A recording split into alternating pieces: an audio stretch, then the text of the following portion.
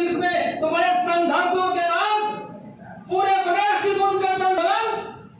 हमने हमारी बुनकर वाहिनी ने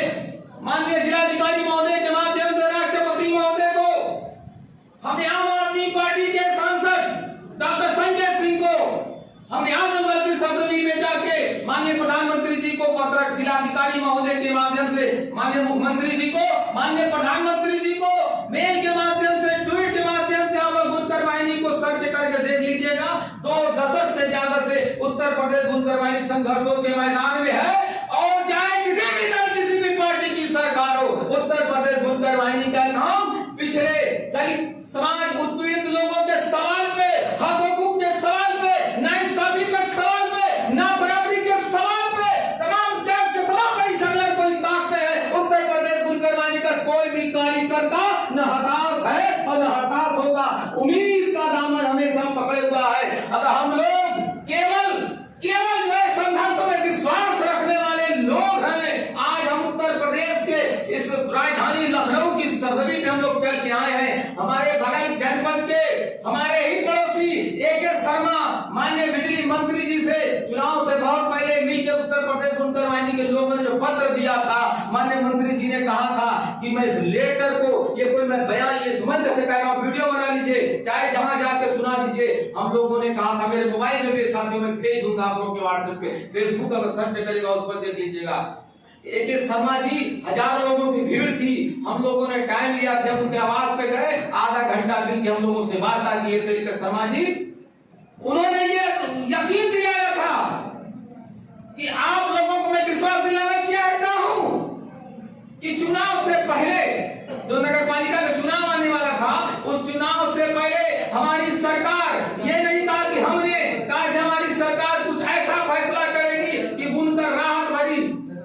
महसूस करेगा, राहत महसूस करेगा। चाहे हमारे मंत्री दानिश आजाद साहब रहे हो, चाहे AK शर्मा जी, ये दूसरी मुलाकात है साथियों मेरी दानिश आजाद साहब से, तो दानिश आजाद साहब के असर सुख से हुआ हो, चाहे हमारे बिजली मंत्री जी के असर सुख से हुआ है। हम तो मजदूर है, हम तो बुनकर है, हम तो फरियादी है, सरकार के किसी दल किसी पार्टी की हो, हम तो फरियाद लेके जाएंगे। जो मुखिया हो गया, सबका हो गया, किसी ने वोट दिया हो तो भी, नहीं दिया हो तो भी साथियों, तो 2023 तक बुनकरों का पिछला मामला तय हो गया। पिछली मीटिंग में मैं आया था तो दानिश साहब का दूसरी जगह उनका आवाज था, वहां मैंने ही ये बात उठाई थी कि बुनकरों का जो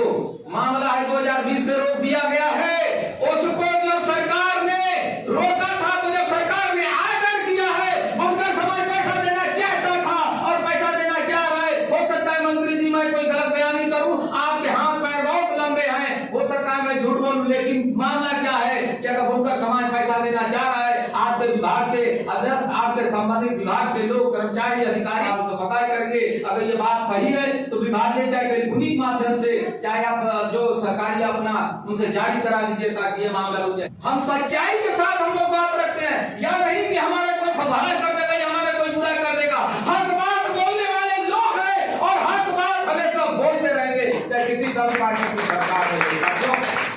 संगठनों के मैदान में जहां खोजेंगे, उत्तर प्रदेश बुनकर वाहिनी एक संगठन नहीं है, ये लोकतांत्रिक तरीके से तमाम जाति, तमाम मजहब, तमाम लोगों का समन्वय है। किसानी के सवाल पे, बुनकरी के सवाल पे, खेतिहर मजदूर के सवाल पे, आदिवासी के सवाल पे, आदिवासी वनवासी गोल मुसहर के सवाल पे, तमाम जुल्म ज़्यादतियां जितनी हो रही है, जितनी हुई गरीबों के दमन पे, न कोई जालिम की कौम होती है, न कोई मजलूम की कौम होती है। हमारे बीच, आपके बीच कोई भी आदमी किसी तरीके का नाइतफाकी फैला करके माहौल खराब कर सकता है। इन तमाम सवालों पे, एकता के सवाल पे, इत्तेहाद, अमन और शांति बनी रहे, कानून व्यवस्था बनी रहे, इस सवाल पे हमेशा हम लोग संघर्षों के मैदान में रहते हैं। और आपको हो सकता है मेरी बात अगर संभाजी भी लगे, आप LIU के माध्यम से जनपद बाल केवल कह दीजिएगा, नाम मत लीजिएगा, बुनकर वाहिनी कह दीजिएगा, अधिकारियों से पूछ लीजिएगा, LIU से पूछ लीजिएगा, IB वालों से पूछ लीजिएगा, इंटेलिजेंस से पूछ लीजिएगा, नाम मत लीजिएगा, बुनकर वाहिनी कहिएगा, नाम बता बुनकर वाहिनी के एक पदाधिकारी का सारे लोग बता देंगे। हम लोग आंदोलन संघर्ष में विश्वास रखते हैं साथियों। इसी आशा उम्मीद विश्वास के साथ हम यहाँ आए हैं। माननीय मंत्री जी दानिश आजाद साहब ने जो हमें आश्वासन दिया है कि बुनकरों का जो बढ़ा हुआ रेट है वो आप ही के बीच से आए थे, तो हमें हमेशा ये कहा है वो गाँव में, खेत खलियान में, पगडंडी में चलने वाले लोग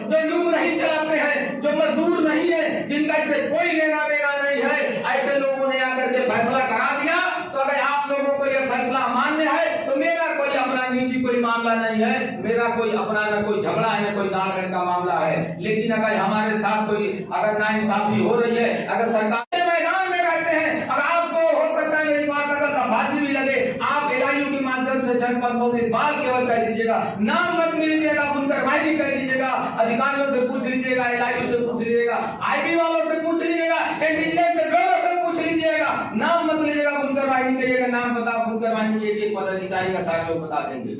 हम लोग आंदोलन संघर्ष में विश्वास रखते हैं साथियों। इसी आशा उम्मीद विश्वास के साथ हम यहाँ आए हैं। माननीय मंत्री जी रानी साहब ने जो हमें आश्वासन दिया है कि बुनकरों का जो बढ़ा हुआ रेट है वो आप ही के बीच से आए थे, तो हमें हमेशा ये कहा है वो गाँव में खेत खलियान में पगडंडी पे चलने वाले लोग जो यूं नहीं चलाते हैं, जो मजदूर नहीं है, जिनका इससे कोई लेना देना नहीं है, ऐसे लोगों ने आकर के फैसला करा दिया। तो अगर आप लोगों को यह फैसला मान्य है तो मेरा कोई अपना निजी कोई मामला नहीं है, मेरा कोई अपना न कोई झगड़ा है न कोई दांड का मामला है। लेकिन अगर हमारे साथ कोई अगर नाइंसाफी हो रही है, अगर सरकार को किसी तरीके से मिसगाइड करके फैसले करा दिए हैं, तो हम तमाम साथियों प्रदेश के विभिन्न जनपदों से हम लोग आए हैं। यही मामला है, सरकार पर विचार करे। और हमने अपने पत्र में उत्तर प्रदेश बुनकर वाहिनी के पत्र में हमने ये कहा है कि पूर्व की घाटी जो 72 रुपया बिजली का रेट था उसे लागू किया जाए। अगर महंगाई बढ़ी है, महंगाई को देखते हुए 10% बढ़ा दिया जाए, सरकार इस पर विचार करे। इसलिए कि कहीं दुनिया में ऐसा नहीं हुआ है कि 600% कंटेंट किसी चीज का बढ़ा दिया जाए। 600% हमारे बुनकरों पे ये लाद दिया गया, बढ़ा दिया गया है, तो लोगों ने मिसगाइड कर दिया। तो माननीय हम इस सदन के माध्यम से, माननीय मंत्री जी के माध्यम से, माननीय